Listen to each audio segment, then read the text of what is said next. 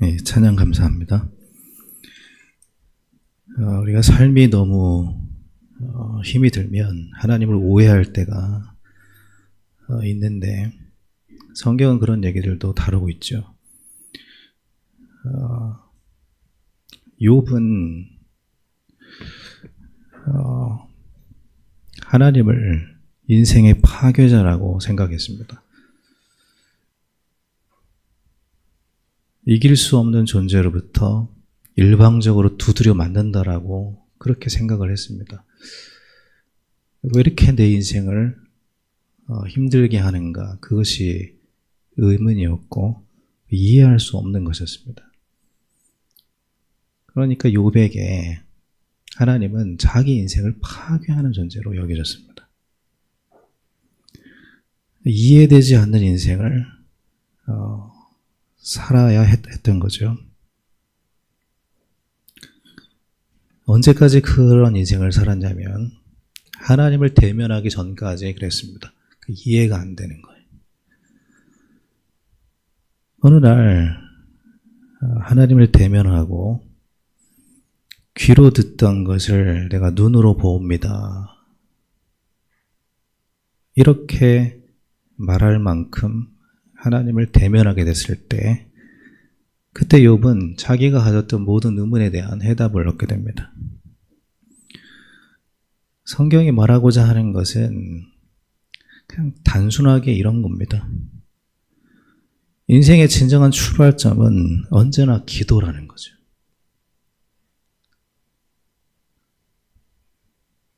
이걸 뒤집어서 말하면 기도하지 않는 인생은 이해되지 않는 인생 속에서 살아야 되고 거기서 인생은 멈추게 됩니다.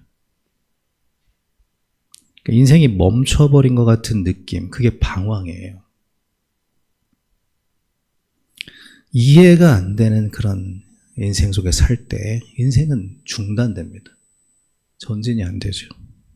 이게 굉장히 간단한 이야기인데 아이들이 수학 문제를 풀다가 이해가 안 되는 문제를 만나면 거기서 멈추게 되죠. 이해가 될 때까지는 멈추게 됩니다.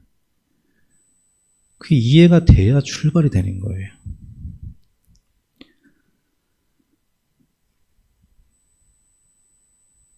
엘리야는 갈멜산 응답 이후에 이해되지 않는 현실을 마주하게 됩니다.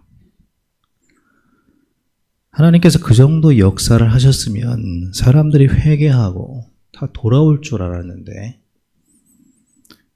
하나님께 돌아오는 게 아니라 더 강팍해져서 자기를 죽이려고 하는 겁니다. 그러니까 이게 예상 밖의 일을 만나게 된 거죠. 우리는 그런 일들을 만납니다. 이해가 되지 않고 예상되지 않는 일들. 그런 답답함 속에서 엘리야의 인생은 중단이 되죠. 죽음을 생각하게 됐습니다. 인생의 중단은 죽음이거든요. 그러니까 이해가 안 되는 곳에서 인생은 중단이 됩니다. 이해가 안 되는 거예요. 멈춰버린 거죠. 그런데 엘리야가 하나님의 세미한 음성을 듣고 다시 출발하게 됩니다. 그러니까 우리 인생의 출발점은 언제나 기도라는 거예요.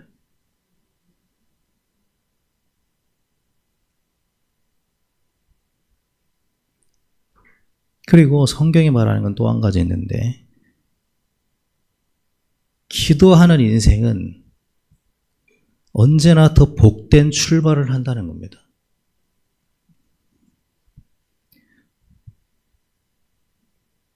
야곱이 많은 것을 가지고 돌아오다가 형이 자기에게 온다는 소식을 들었죠. 그때 어떻게 합니까? 멈추죠. 더 이상 나아가질 못해요. 멈춰요, 거기서. 왜 멈춥니까? 이해가 안 됐어요. 왜 이해가 안 됐습니까? 하나님께서 내가 고향으로 내려가면 저를 더 복되게 하신다고 약속하셨는데 지금 죽게 된 거예요. 이해가 안 되는 겁니다. 멈추죠. 그때 야곱이 뭐합니까? 말씀을 내놓고 기도하기 시작합니다. 그리고 나서 하나님과 대면하죠. 그 응답입니다. 그리고 야곱은 이해보다 더 강력한 응답을 받는데 확신이죠. 하나님께서 나를 이기게 하신다라는 확신을 얻게 됩니다. 그러니까 이 믿음이라는 것은 이해를 넘어서요. 항상 넘어섭니다.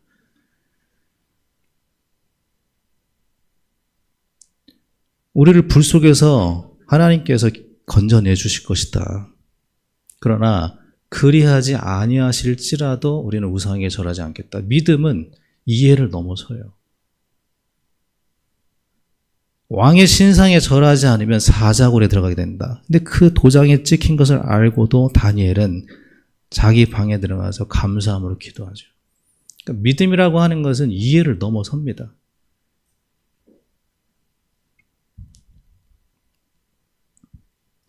우리는 이해되지 않으면 멈추게 됩니다. 그리고 거기서 인생은 사실상 중단돼요. 그 거울이 광야입니다. 그걸 보여주는 대표적인 거울이 광야예요. 이스라엘 백성들이 이렇게 말했습니다. 왜 대체 우리를 여기서 죽게 하느냐? 이게 이해가 안 된다라는 거죠. 왜 우리를 여기까지 불러서 우리를 죽게 하느냐? 이해되지 않는 상황 속에서 이스라엘 백성들의 인생은 멈추고 중단됐습니다. 거기가 광야였습니다. 그러니까 여러분 우리가 알아야 될 게 뭡니까? 기도하지 않는 자의 말은 혼란을 일으켜요. 그리고 중단을 일으킵니다. 인생을 멈추게 만들어요. 우리가 두려워해야 될 사람은 말에 힘이 있는 사람이 아니라 기도하는 사람입니다. 기도하지 않는 사람을 두려워할 필요가 없습니다. 그가 사울 왕이라 할지라도 두려움의 대상이 아니에요. 오히려 사울 왕이 다윗을 두려워합니다. 그게 정상이에요.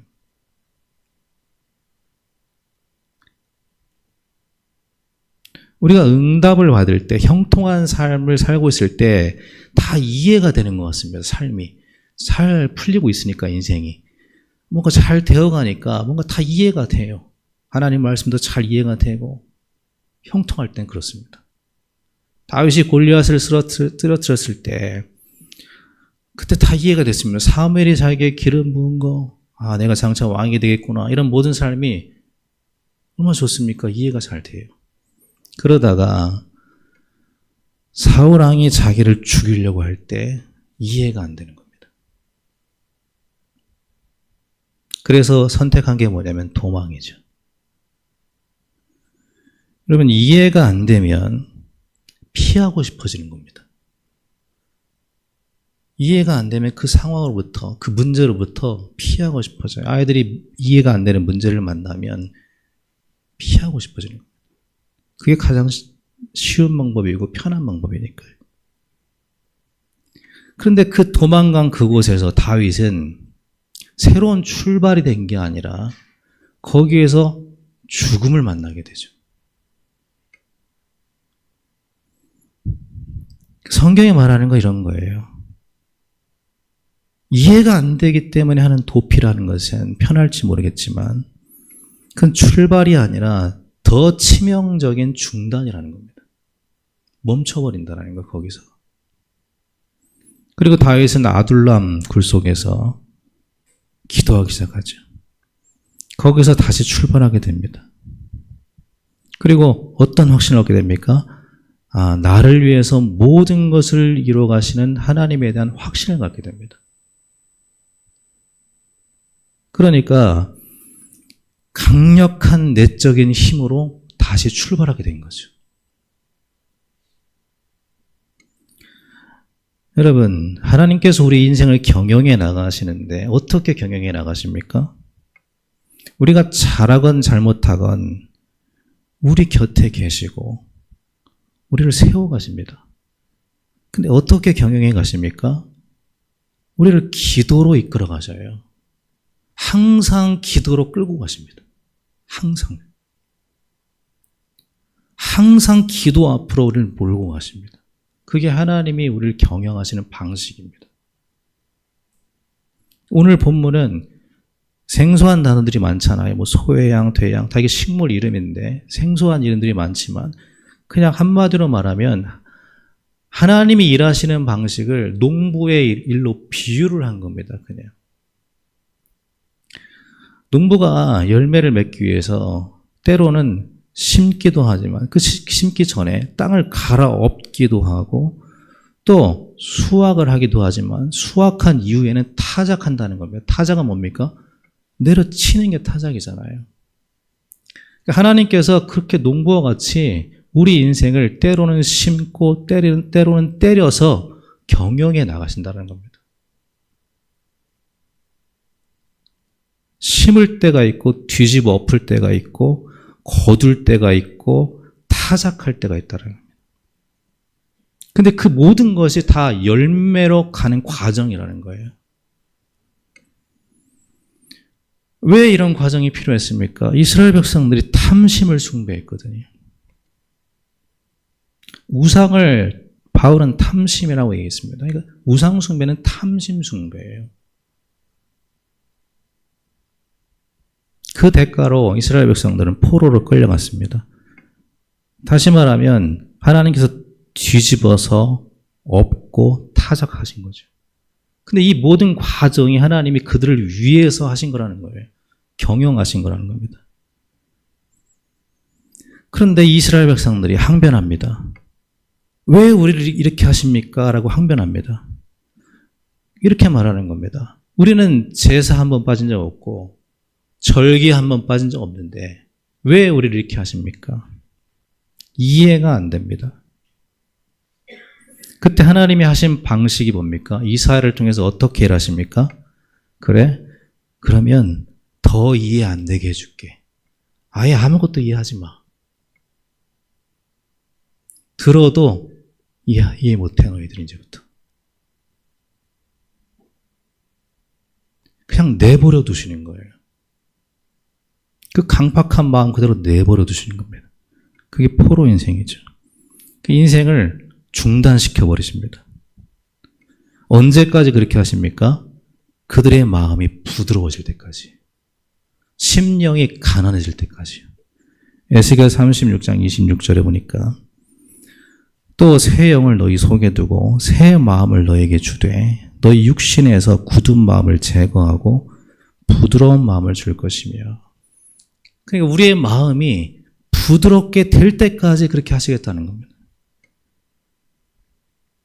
가난한 심령이 될 때까지. 그때까지 내가 기다리겠다는. 너희들도 힘들지만 나도 너희 곁에 함께 같이 기다리겠다는.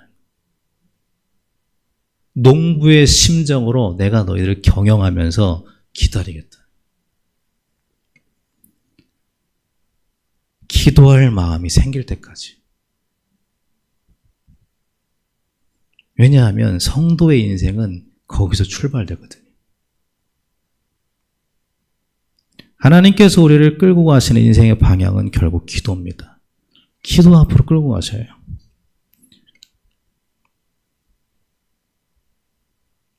여러분, 공기가 없을 때 우리는 이렇게 말하지 않습니다. 아, 공기가 없어서 참 불편하다라고 말하지 않습니다. 공기가 없는 것은 불편함의 문제가 아니고 생존의 문제이기 때문에 그렇죠. 그 흔하디 흔한 공기가 없으면 우리는 죽는 거거든요. 근데 여러분, 은혜가 흔해 보입니다. 마치 너무나 은혜가 흔해요. 그런데 그 은혜가 없으면 우리 인생에는 구원이 없습니다. 하나님이 지키지 않으면 지키는 자의 수고는 헛됩니다. 하나님이 그 길을 인도하지 않으면 그가 계획할지라도 자기 길을 계획할지라도 의미가 없습니다. 우리에게는 은혜가 필요한 거예요. 가정에도 하나님의 은혜가 필요하고 우리 인생에도 하나님 은혜가 있어야 됩니다. 그런데 그 은혜로 들어가는 문이 기도라는 거예요. 시편 28편 7절에 다윗이 이렇게 얘기합니다. 여호와는 나의 힘과 방패시니 내 마음이 그를 의지하여 도움을 얻었도다. 하나님의 도움, 하나님의 은혜로 들어가는 문은 하나님을 의지하는 기도라는 거예요.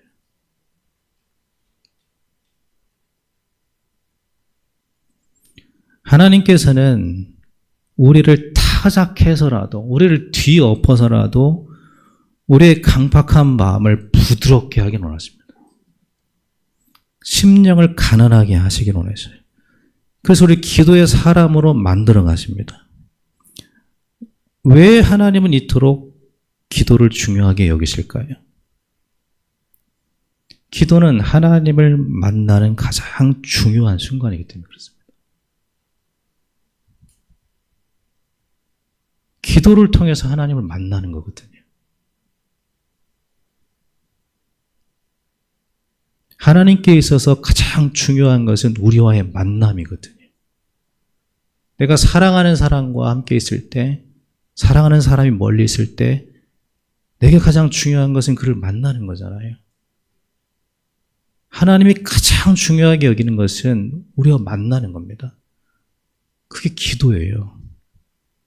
그 기도가 인생의 시작점이 되는 거죠. 또 기도를 통해서 우리는 하나님의 뜻을 알게 됩니다. 우리의 인생의 방향을 알게 되는 게 기도라는 얘기입니다. 인생의 시작, 바른 시작이면서 하나님을 만날 때 인생이 바로 시작되잖아요. 아브라함의 인생도 모세의 인생도 하나님을 만날 때, 바울의 인생도 하나님을 만날 때 그때 바르게 시작이 되잖아요. 하나님을 만나는 기도 속에서 인생이 바르게 시작되잖아요. 기도는 우리의 바른 시작이면서 두 번째, 하나님의 뜻을 아는 시간입니다. 내가 가지고 있던 생각이 하나님의 뜻과 정렬되는 시간이에요. 방향이 같아지는 시간. 하나님의 뜻을 아는 게 우리 신앙생활에 사실은 그 뜻을 따라 사는 게 본질이지 않습니까? 마지막으로 또 한 가지, 기도가 왜 이렇게 중요합니까? 성도의 능력은 기도에서 나오기 때문에 그렇습니다. 기도 외에는 이런 유가 나갈 수 없다.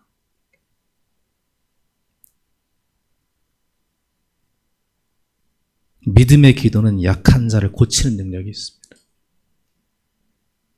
성도의 능력은 기도에서 나오기 때문에. 이걸 정리하면 기도는 삶의 시작점입니다. 언제나 삶의 시작점이고, 기도는 언제나 삶의 방향이고, 기도는 언제나 성도의 능력이에요. 그래서 기도가 중요한 겁니다. 이걸 뒤집어서 기도가 없으면 언제나 인생은 시작이 안 되고 중단됩니다. 그냥 광야 같은 방황이에요. 기도가 없으면 방향을 잡을 수가 없어요. 어디로 가야 될지 모릅니다. 기도가 없으면 무능하게 됩니다. 그래서 하나님은 우리를 사랑하시기 때문에 우리를 기도로 이끌어 가십니다. 그게 우리를 경영해가는 방향이에요. 지금은 기도할 시간표입니다. 새로운 출발점, 욥의 새로운 출발점이에요. 우리 계속 하나님께서 욥에 대해서 욥과 같은 새로운 출발점입니다. 다윗의 아둘람의 출발점, 야곱의 새로운 출발점, 인생의 전환점, 지금이 그런 기도의 시간표인 줄 믿습니다. 기도하시기 바랍니다. 기도 회복되길 바랍니다. 하나님은 앞으로도 우리가 인생을 살아가는 내내 우리를 기도로 이끌어 가실 겁니다. 그게 감사한 줄 아는 게 참된 신앙인 것 같습니다. 우리 속에 착한 일을 시작하신 네가 그리스도 예수 날까지 우리 인생을 이뤄가실 줄 믿습니다. 기도 속에서요. 그러므로 우리가 구원받았다면 불평할 게 없습니다. 우리 인생을 다 드려도 얻을 수 없는 구원을 얻었거든요. 구원을 살 수가 없어요. 내가 번 돈을 다 갖다 바쳐도 구원을 살 수가 없습니다. 내 목숨을 드려도 구원을 살 수가 없습니다. 우주를 다 갖다 드려도 구원을 얻을 수가 없습니다. 그런 구원을 우리가 은혜로 받았다면 불평할 게 없는 줄 믿습니다. 그러므로 이렇게 성경은 말합니다. 아무것도 염려하지 말고 감사함으로 기도해라. 그러면 우리의 남은 인생을 모든 지각에 뛰어난 하나님의 평강이 지키실 줄 믿습니다. 저는 우리 성도님들의 남은 인생이 기도 속에서 능력이 있고 기도 속에서 새롭게 출발을 하고 기도 속에서 하나님의 뜻을 향해 방향을 잡고 기도 속에서 하나님 주시는 평강이 있게 되길 바랍니다. 지금은 기도할 때예요. 기도할 수 있다는 게 얼마나 감사합니까? 기도하기만 하면 하나님 만나주시니 얼마나 감사합니까? 기도가 우리 인생의 방법이 되니까 얼마나 감사합니까? 우리 모든 성도님들이 기도로 새롭게 출발하고 기도로 새로운 능력을 입어서 새로운 전환점의 인생으로 들어가는 우리 모든 성도님들 남은 인생이 되기를 예수님의 이름으로 축원합니다.